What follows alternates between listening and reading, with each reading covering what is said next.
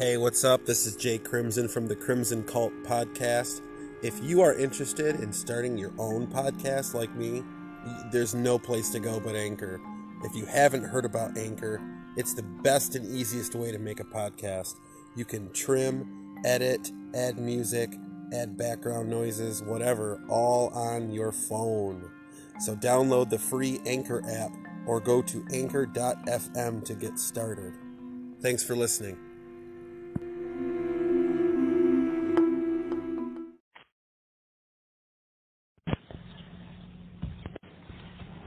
Hello. Yes, hello, how are you? Is this Archbishop Ronald Feyl Enright?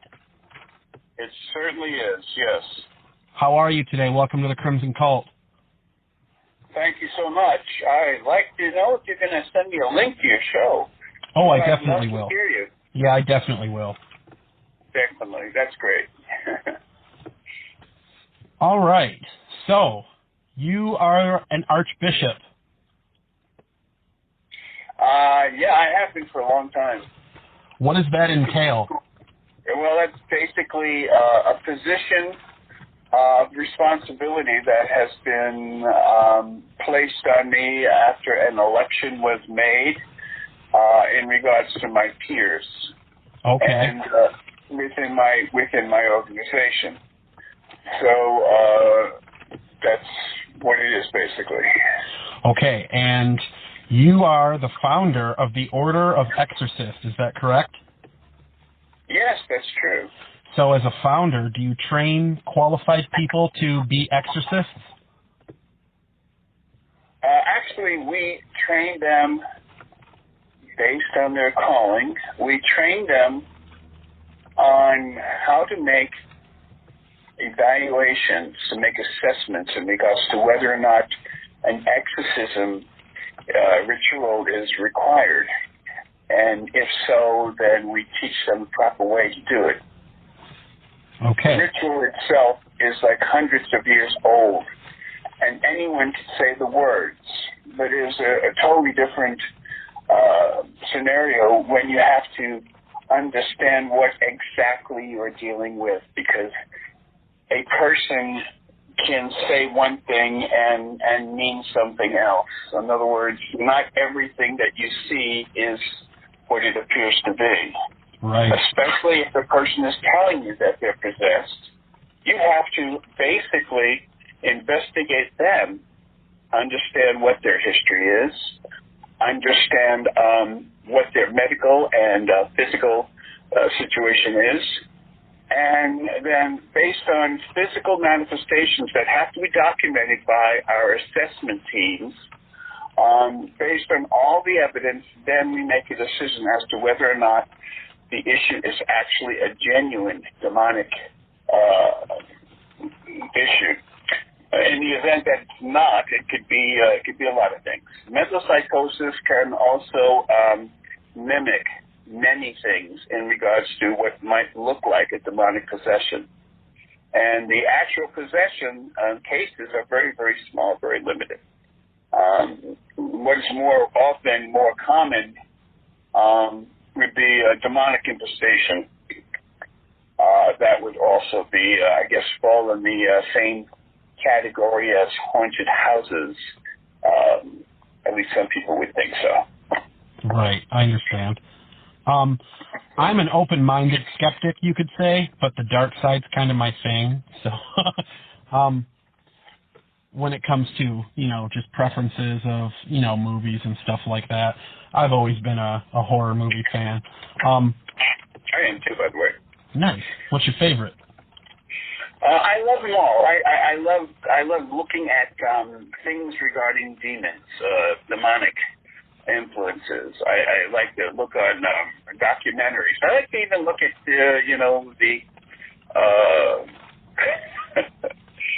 all the way back from the Monsters. Do you remember the Monsters? No, probably not. I love the Monsters. I'm actually 37, so yeah, I remember the Monsters very well. Okay, next week I'm going to be 68 years old. I'm almost 70 years old. Excellent. So every time I talk to young people like yourself, I don't know how much you know and how much you understand in regards to the olden days and how we used to perceive what evil it truly is. But evil comes in so many different forms, and but a person in my side of the court, you would say, would identify it as the darkness. The darkness. There are lots of things in the dark room. And when all the lights are turned off and the windows are closed and it's pitch dark, you have no idea what's in a dark room. It could be anything. You could have glass on the floor. You know, you might walk into a dark room and I'm barefooted and really get some sharp edges. The world is full of sharp edges, by the way. Right. So we live in a very dark world. There is light, but the darkness tends to be more visible than anything else. Well, now, what is an exorcism? What is an exorcism in your opinion, your professional opinion? Well, an exorcism is actually a ritual that is basically said verbatim, and it's the sole purpose is to drive out the demon or demons from an individual. And this is upon a person who may be possessed or show symptoms of possession. So that's the whole thing. It's a series of prayers that are said in a repetitious fashion. And an exorcism, the length of an exorcism could take anywhere from a couple of hours to a couple of months, even a couple of years. It just depends as to what type of demonic issues we're dealing with. The person could have a multiple demonic possession, which means that you're going to be there a little bit longer than if it was just a singular type of scenario. So see, each case is different, and sometimes you don't really know what you're going to or you wouldn't know what's going to happen until it happens. I used to have an old mentor, Bishop, a friend of mine, used to say to me, always expect the unexpected, because the unexpected always shows up, especially since it's hiding in the dark. Right. What needs to be occurring to a person to know that one might want to start thinking of an exorcism? Well, I would think that probably if a person had a real issue with a demonic issue of possession, I would think that his family members, people closest to him, those would be the people who would be concerned, because in most cases, the person who is actually possessed would not even be aware of it. Very few cases where individuals are actually aware until the aftermath. And even then, the aftermath is just a vague memory. So a possession is it's the slow process that comes into the individual's mind and takes over the entire body, where the individual has no longer their own will, but the personality of the demonic entity starts coming, visible within the physical structure of a human being. And this is where things start happening that are, considered a little crazy, like incredible super energy, super power, things in regards to levitation, things that start flying around the buildings or the rooms, or things that are just supernatural. They fall in that category. And the things that are totally unearthly, these would be just one of the many things that would occur. So it would be the family member or the friend or someone who's close to the person who's possessed that would contact an organization such as ours. And then we would send an investigation team, and they would do the first contact interview, which is all done on tape, and then they would ask a series of questions regarding their mental state, and we would ask for a psych evaluation, and then the investigators themselves would have to do a walkthrough, investigate the individual and the house and the room and everything in between. They would have to do a deep-seated investigation. Now, it's easy for us to do that because we have the internet. And so it's very, very easy to get some history background on anyone, for that matter, especially properties and stuff of this nature. So, we can make a determination based on the evidence, based on the manifestations of what is actually happening in the house, in the location, in the person. Then, of course, a report is actually filled in by the lead investigator who does the actual assessments. And then after he submits his information along with a copy of the psychological report, and of course the physical exam is also needed. So once we have all these things in place, then we could send the psychological report to our psychiatrists. We have 3, and then I would wait for their recommendations, and if they see everything can be explained, they would report that, or if something cannot be explained, that too will be in their report. Then I look at the investigator's report in regards to what they witnessed while they were there. They're actually witnessing firsthand anything that would be considered or fall into the area of supernatural events.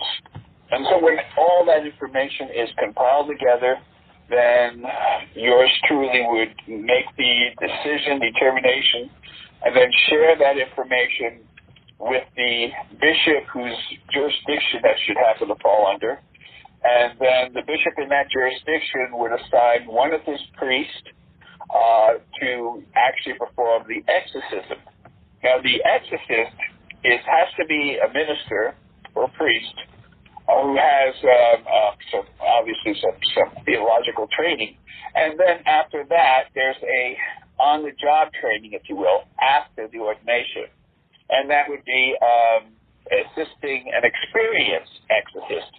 And it would be, they would be the assistant. They would read the responses through the ritual. And then after that, the whole process could take 2 to 4 years of actual on-the-job training. Once that occurs, then if the bishop who is in charge of that jurisdiction feels that the individual who's gone through all this training is worthy and has been called for that ministry, then the bishop, along with the fellow bishops, would actually elevate him to that position to be the exorcist for that particular jurisdiction. Right. There's always been, in my opinion, kind of a love-hate relationship with exorcisms, and medical conditions, hasn't there? Like exorcisms looked at as negligence in the past. Do you have a theory or an opinion on that? I think that's really that's Hollywood's take on that. The majority of our people, we have priests that are doctors, physicians. We also have bishops who are actually work with law enforcement and are actually some of their investigators are actually police investigators. We tend to work very close with the psychological psychiatric community, more close than anything else. The reason being is if we authorize an exorcism ritual and the person has a psychosis opposed to actually having some real demonic issues, that individual can be thrown further into their psychosis. They could have a psychological breakdown, and it could push them to suicide. So, these decisions are really, and they're literally a life and death situation. That doesn't mean we're 100% right all the time, but I will say that we are more than what most people think in regards to being accurate in terms of making a call for whether or not it's a psychological problem or if it's a demonic problem. So we use everything. We use not only the science, but we use our belief system. We use ancient words that have been successful in terms of putting all the words and prayers together in order to create this ritual that would help, providing that the victim is actually has been classified as a true victim of demonic possession. Now, does one's religious, what they believe in and their religion opposed to the archbishop or the priest or whoever is performing the exorcisms, religion, does all of that take place, or does it have its spot in all of this? Well, religion is man-made, as you know. Right. I agree. What we do is we tend to go to the gut of the power, which is the Holy Spirit, and man has created lots of religions. I think the count is over 800 religions in the world. You have a mass of them are Christian, a lot of them are pagan, but one thing they all have in common is that they have the acknowledgement of awareness. They are aware of the darkness and they're aware of the light. They're aware of the sunlight. They're aware of the moon, the brightness of the moon as it penetrates the darkness around it. Everyone has to acknowledge these facts. If you believe in good, you have to believe in evil. And evil, you have to believe in good, because they do have to coexist. Without one, you would not know what the other one was. In order to distinguish one from the other, they both would have to exist in the same plane, in the same universe. So based on that, based on discipline on an individual's area of study in regards to their calling has to be of a supernatural, divine nature. And they have to be called by God to actually do this. It's not like one morning you wake up and say, well, I want to be an exorcist. It doesn't work that way. No. You have to first, go through the actual training that's involved, the actual study. There's a study involved. There's lots of meditation and prayer. You know that in most religions they have some form of exorcism. Exorcism is performed, in many different religions. Some Christian religions regard them as a ministry of deliverance. But there are other names for it, but the point is that they all comes down to the same point, the same outcome, which is to drive evil from out of a person. And so that's what that's all about. All right. If you are just tuning in, this is the Crimson Cult Podcast, and I am talking to Archbishop Ronald Feyl Enright, founder of the Order of Exorcists. Now, Ron, have you ever ran into any fraudulent victims, people claiming to be possessed by a demon when in fact they were found out as a fake? See, this is one of the things that we have to do in regards to making assessments.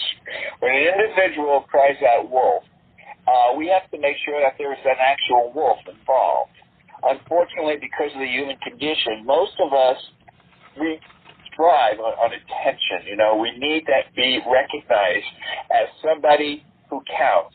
And in regards to whatever your psychological makeup is, and it's totally different from one to another, depending on the person, we've received lots of calls of individuals claiming something and saying something that was not there, whether it be for personal attention or maybe personal, fame for a while, or notoriety or something in that nature.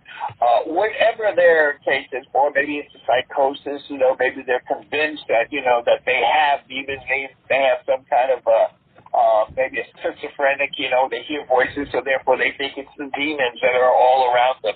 And as a result, in psychiatry, they would explain it as a chemical imbalance. In reality, it could be a demonic oppression. Whatever the situation is, they need to be evaluated. So to answer your question, I would say maybe more than 90% of the cases that have been requested, and understand, our group, we're not ghost investigators. We don't go out looking for them. These are people that look for us. These are people that have these personal problems, and there are really terrible, horrible personal problems. They come to us, and they say to us, please, can you help us? This is what's happening. And then we have to figure out whether or not they're actually telling us exactly what is and what may be considered the truth in terms of accuracy, or whether or not it's just a figment of their imagination. So you see, and this is why we count heavily on the medical community and the psychological community to work with us, So when we do make a call, it's not just a sole one type of view or one point of view. This is what we're talking about, a massive collaboration of the sciences when we actually make an assessment. And so yeah, it's there's a lot involved here. Right. So this is going to come off kind of smart-assy, but I got to ask, do you guys keep score? Like who's slaying the most demons or releasing the most spirits? You know, that's a really good question. No one, and I'm not exaggerating. I've been on hundreds of podcasts and radio and TV interviews. No one in all these years has ever asked me that question. Excellent. So your question is very unique, and I would say that if a person starts counting how many demons they've fled, first of all, you can't kill a demon because a demon has never been alive. True. But how many demons can you actually drive out of a person and keep score? The person who does that is not a true person who is called to do what they're supposed to do. It's not supposed to be about them. It's supposed to be about the power of God and the power to drive the negativity, negative energy, whatever you may want to call it, the demonic, out of an individual. That's the main focus. If we had to keep score, I could almost visualize St. Michael, the archangel. You know, he's the general, okay, and he's like, he's the main one who's fighting the battle of good versus evil. I could almost see him there, okay, like behind his shield, he'll have a little notepad and say, okay, we got one here, we got one there, and he'll start checking them off. Unfortunately, I should say it doesn't work that way. St. Michael does not have a pad. He's not keeping score, and us, you know, and people who do what I do, we don't tend to keep score because it's not about that. If we were ball players or some type of professional athletes, and I guess numbers are important. But I've always said that my whole purpose in the very beginning was after my calling, it was clear to me that I know for a fact that I cannot save the world, but I could at least try saving one soul at a time. And if by doing so, I'm not going to count how many. And I hear veteran exorcists, or exorcists, I should say, claiming that they've done a couple of thousand successful exorcisms. You have people like Bob Larson, you know. I don't know if you know who he is, but he's an exorcist. Not offhand. And he's claimed that he's done, you know, a couple of 100,000 million battles and all this. See, he makes out numbers, okay, and I'm not criticizing him. I'm just saying that I shouldn't even brought his name up, but since I did, I will say that I'm probably just the opposite. I don't use numbers. And people that I have trained over the past, can you believe it, I just had an anniversary, 41 years in this ministry of exorcism. 41 years. Nice. Yeah. So after saying that, I've trained literally thousands of clergy in 41 years. And of course, I've trained laity, people who are interested and who are investigators and who were once maybe even paranormal investigators and decided to wanting to get further into the darkness and fighting the darkness and identifying the darkness. And so, you know, I've trained them to become demonic investigators and lead investigators. And so as a result, I've trained so many people around the world. We have members in 24 countries around the world and 18, 19 U.S. states. These are clergy who have been appointed as an exorcist. Some of them are bishops, some of them are priests. We have laity. These are people who are not clergy. They also work with the clergy, and they do the investigating. They make the assessments as to what evidence they could find. They use their instruments, their main instruments of detection, which is basically their spider senses, if you will. Right. So they use that. They use everything that they can, and then they put whatever they feel they've witnessed and feel to be as what's happening. They place it in a report, which is submitted along with the medical and psychological, and then we get it and we make a decision as to whether or not we have a valid case. Some cases to make that evaluation may take 3 to 6 months. It just depends on how quickly the physicians can get back to us in regards to what their evaluation is. It depends a lot on the victims and the victims' families in regards to how quickly they can get the psych reports to us. So it is included in the assessment report. And so there's a whole bunch of analytical steps that have to be made, and this is the actual true journey that the person has to do in order to be successful as an exorcist. Very interesting. Speaking of numbers, roughly how many people do you think contact the Order of Exorcists a year claiming to be possessed and in need of an exorcism? Okay, I'm going to say this. This is way, because we're talking about numbers again. So I'm going to like probably put out a number out there. It might be maybe it's not realistic. Maybe it's under. Maybe I'm saying it under. But I'm going to take a guess globally. I'm going to take a guess globally that there has to be at least 2, maybe 3 million people that are crying out, stating that they have some kind of thing going on in their family unit, some kind of strange behavior, something that might even fall in the supernatural, something that may be heinous, or something that may be tearing their family apart spiritually, and the evidence is actually seen in a physical manifestation. So yeah, we're talking about the numbers are high. Now, how many are actually outwardly, publicly reported? I'm going to say probably not enough, because this is a very personal type of event that occurs in one's family unit. This is where things become really, really hot, where their name and reputation could be trashed, where their family members could be harassed, or because they're saying something that may not line up to someone else's belief system. This could be a situation where the person who's actually possessed is literally suffering physically and doing all kinds of crazy things, tearing their body apart inside and out, and it's something that it's just something you don't want publicized, right, especially with the family unit. So a lot of these cases are not reported. Can you speak to us tonight about a few of your worst cases, either physical and or mental?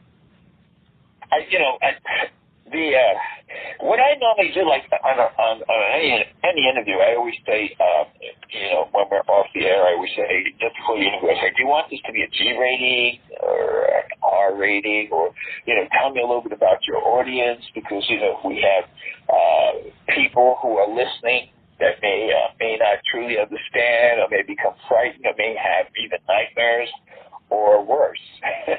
I would say you're safe giving me the R-rated version. Okay. Well, then, if that be the case, okay, I've witnessed over the 41 years, if you can believe that. That's a long time. Sorry about that. This is an old man's thing. That's what you do when you get to be my age. You start reminiscing.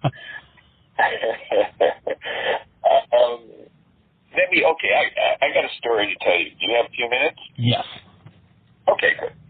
Okay, this happened a few years ago, and the way it works is, and after I've already explained to you how it basically works, the person would come out and seek us, and then, of course, they would contact our organization. We would send, the bishop would send a group of investigators to go to a certain location. They would make the assessment, collect the information. After doing all that, then they would bring it back to us. We get the psychological and health issues.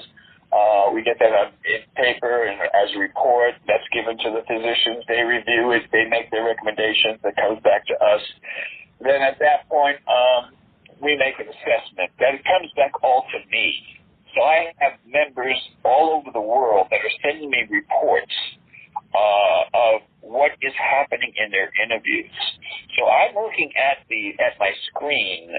real time. As I'm looking at them as they're doing the actual first contact interview, as it was for the very first time, I'm looking at their first video of the actual interview. Now try to follow me if you can. Okay. I'm going to talk about something that's a little bit out of most. It's out of the knowledge of most people. But if you could follow me on this, then you'll understand what I'm about to tell you. And this gets to be a little frightening. But hold on, okay? Here it is. Spirits, demons are all real. They all live on our same plane of existence. The only difference is that they are outside of our time and space. That means that time has no meaning to them. It's not relevant to their very existence. They can move from one spot in time, in regards to our time, from one spot in time for 1 second in their time, which does not exist, of existence, and that can transfer and relate to us in regards to our time structure. So 1 second in their realm of time or space could be 10,000 years our time, because time does not exist outside our realm of existence, our realm of understanding of what our realm of existence is. They can move from one spot to another. They can move through time. They're like a built-in time machine. They can go from one place to another place, no problem. Okay, they are demons, angels as well too. They need to exist. They live outside time and space. Okay, now after saying that, I'm going to get back to the story. But just keep that in mind. Okay. Okay, I am sitting now in my office. I'm looking at my computer. My computer is a very large screen computer. It's about a 39-inch screen. So I see everything. At least I try to see everything. When a report is sent to me, I see it. They send it to me, and then I can see it on my screen as to what the first thing they want me to trying to show me. So here I am. I'm sitting down. 1 month ago, somebody across the world on the other side of our planet is a bishop, who's one of my bishops, to me, on regards to first contact interview that was done a month ago. And so I'm looking at my screen, looking at the interview, which was again, key thing was actually took place a month ago. So I'm looking at my screen and studying the screen, and all of a sudden, out of nowhere, I saw this fuzzy black image, and it looked like just a piece of fuzz. And it was going from the left side of my screen, slowly traveling across my screen to the right side. And I noticed that at first I just ignored it because I assumed it was something, maybe some kind of dirt or something in the lenses, when it was being taped. But then it came and appeared again. It went from right to left very slowly. And this little black fuzz was starting to get my attention. But then again, I'm ignoring it, thinking it's just one of those technical things. And then so it started to go a third time, very slowly. And then it really got my attention. I started staring at it, and the fuzz, it seemed like it slowed down and stopped, and slowed down and stopped, and went to the right side of my screen, and then all of a sudden, slowly, it started traveling to the center of my screen, and it stopped. So I looked at it, and I stared right, I literally put my nose up to the screen, because I really was having a hard time trying to figure out what it was. It was a black fuzz that was just moving, in a circular motion, and it looked like it was like almost throbbing. And I'm looking at it, and all of a sudden, the energy that, and as you know, everything runs on energy, and includes our computer as well. The energy from the computer was actually used to be a force that literally threw me 4 feet away from my desk. Wow. So this black image came out of the screen and literally hit me on the chest and pushed me back. My chair has wheels on it. Pushed me back 4 feet, and there I am in a state of shock and saying, wow, okay, now, what actually took place? And so I'm thinking this, and this whole thing is being processed in my mind. And what it was is, even though the investigation was done a month ago, and even though what I was watching was a month ago, the demon that was there was not part of the month ago scenario, because they have no boundaries. They have no time boundaries. So what I was watching was the demon in real time. In other words, the demon came out of that frame a month ago and came right into the second that I was watching the actual taping of the first contact interview. It came right there. It jumped right at me, pushed me behind, literally pushed me back at least 4 feet, and left a mark on my body as well. Wow. And so, and after all that, I'm saying, and again, I'd say maybe, again, this is a few years ago, so I was a little slow here. I'm trying to figure out how to process all this. It took me at least a good 10 seconds. And then I said to myself, that's exactly what happened. It was some type of demonic entity that decided to use the energy that was around it in order to transport itself in seconds from end time through time a month ago to my present, and then at that point get my attention off the actual screen by assaulting me physically. Wow. What did the mark look like that was on you? I have pictures of it. In fact, if you go to my Facebook page, I have 7 forums I manage on Facebook, and I have all kinds of photographs and links and stories and things of this nature that a person can just look up. And you just look up my name and on Facebook, and then at that point, you join one of my forums. But as I said, I have pictures of these things actually happening. I have pictures of what happened to me back in 2013, where I almost lost my life. That was through an exorcism ritual. A lot of people, they think that all of this is just kind of like exaggerated or some type of, created for entertainment, and it's just not real. And believe me, that's not the case. All this stuff is real. People have died in the process within this ministry because things happen. And I always pay the price when I start talking about it, especially now. Now I know I'm going to have some physical problems right after I talk to you. Always happens that way. So really? I was just interviewed about 3 days ago, and a Reverend J, from Las Vegas, interviewed me about 3 days ago, and and I went into this, and of course I had to. It's called the spirit of retaliation.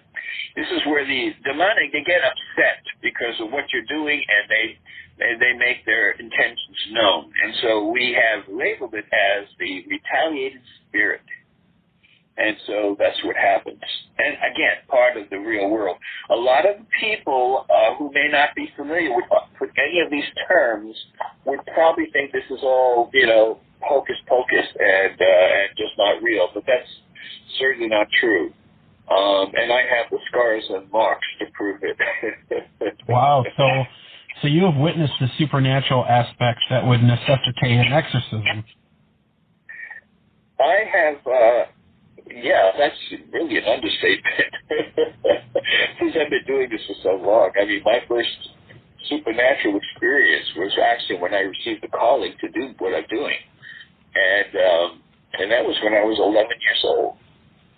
So, after that supernatural experience, which was more of a divine experience, I went to school, went into the ministry, received my holy orders, that's ordination in the priesthood, and then I told my bishops that I was very interested in the ministry of exorcism, and they put me in touch with one of their exorcists who was a bishop, who became my mentor, and I trained under him for a few years, and then after that, they thought it was time that I be appointed as an exorcist for that particular jurisdiction, and that was probably before you were born.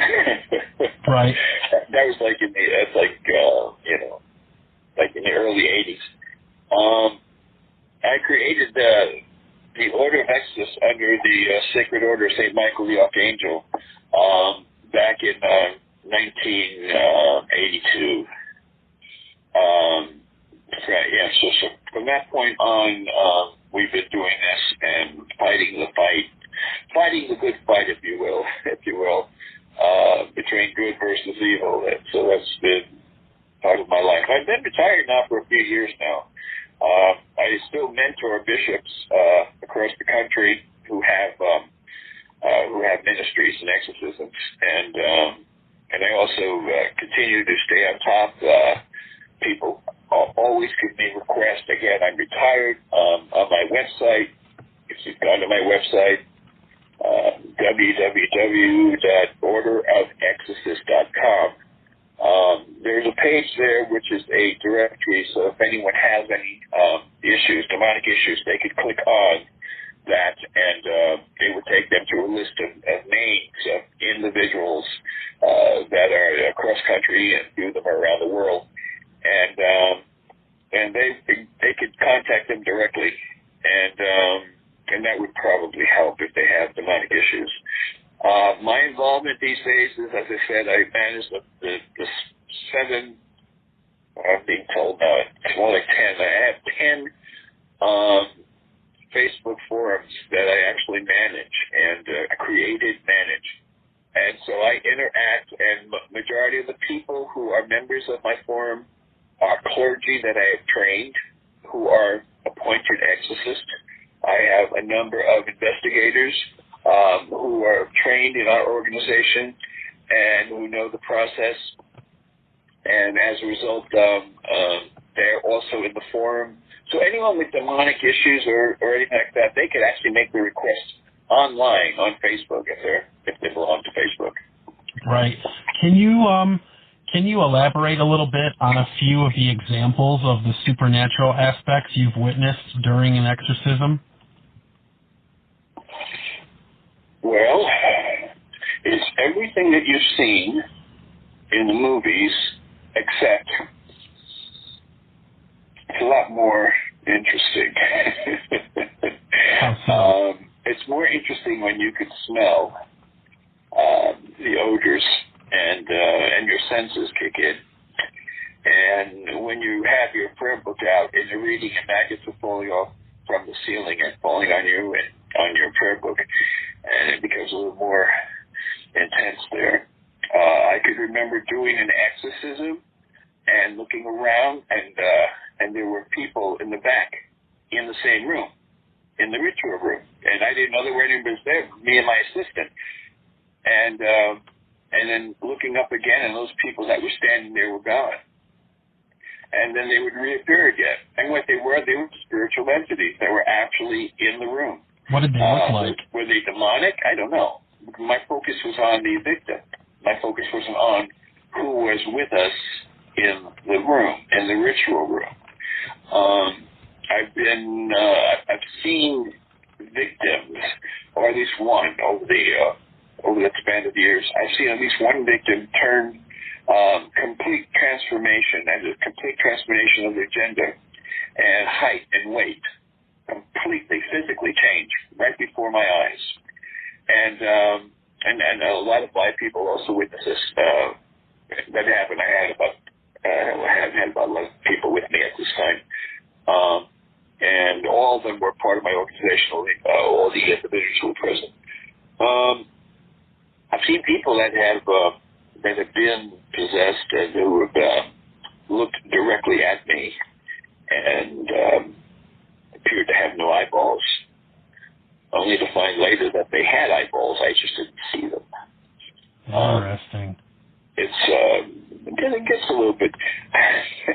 The majority of my ministry has been always focused in a downtown Los Angeles area, mostly on Skid Row areas, the Skid Row hotels, These are hotels where, drug addicts, people who are at the end of their rope, who are just giving up in life, they spend the rest of their lives in these rooms and pass on, either suicide or drug overdose or whatever it is. So the majority of these Skid Row hotels actually have some form of demonic activity going on.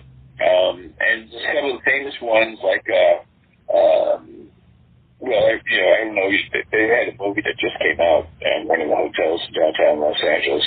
It's called the Cecil Hotel, and did a lot of things in there. Oh, that was the one with Richard Ramirez signed the guest book. Yeah, he was in there too. Yes, he was part of the. But that was just one of many stories. It goes back, it goes way, way back. In fact, there are people today that stand outside the Cecil Hotel and can swear that they see full apparitions jumping out of windows, and just before reaching the ground, their body completely dissipates. So you never see their body splash on the ground. You only see them jumping out of the windows, and partway down, they just totally disappear, which is quite interesting. And that's even happening today, by the way. There are people that claim and swear that these things do occur. And I have to tell you that they do. Lots of these things do occur. They sound unbelievable. But we live in a very mysterious world. Right. And this world we live in is it's not everything that you may think it is. Okay?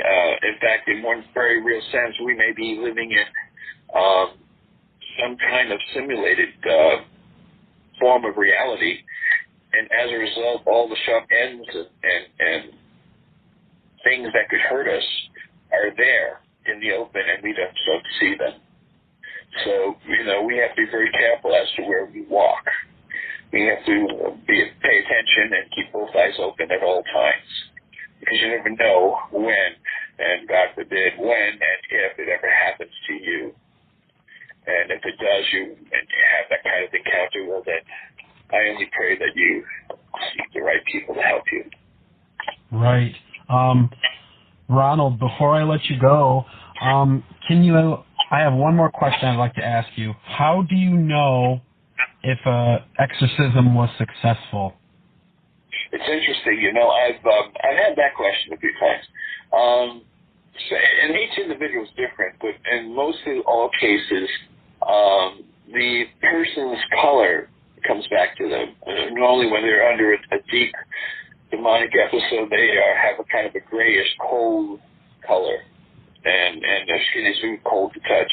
When they come back, their skin seems to go back to normal, the same, back to the pigmentation that they were born with, and then also there's a very sweet aroma, like heavy roses. It's not roses, but it's very sweet, and you can smell it. It's an aroma that goes all around if it's an apartment building, you can smell it throughout the entire apartment building.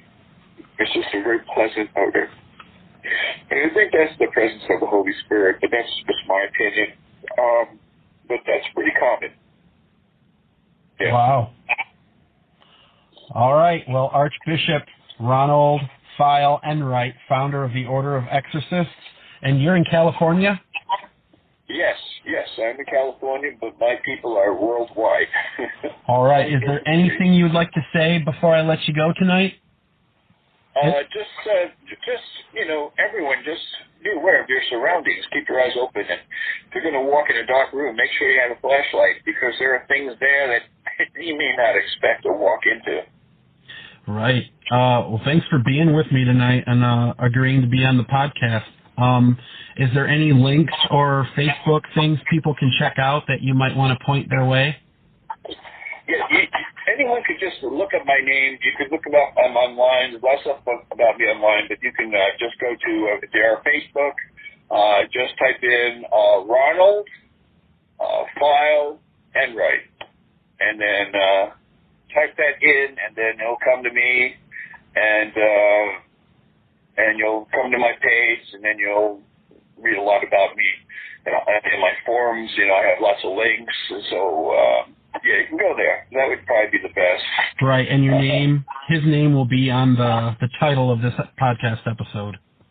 Yeah, it would just say Ronald Feyl, F-E-Y-L, Enright is E-N-R-I-G-H-T. And so, yeah, you could find all about me and the people I hang out with. All right. Well, thank you for sharing your stories. Okay. Well, take care of yourself, and it's been fun. Make sure you send me a link. I will. Okay. Take care, my friend. May peace be with you, good sir. And you. Bye-bye now.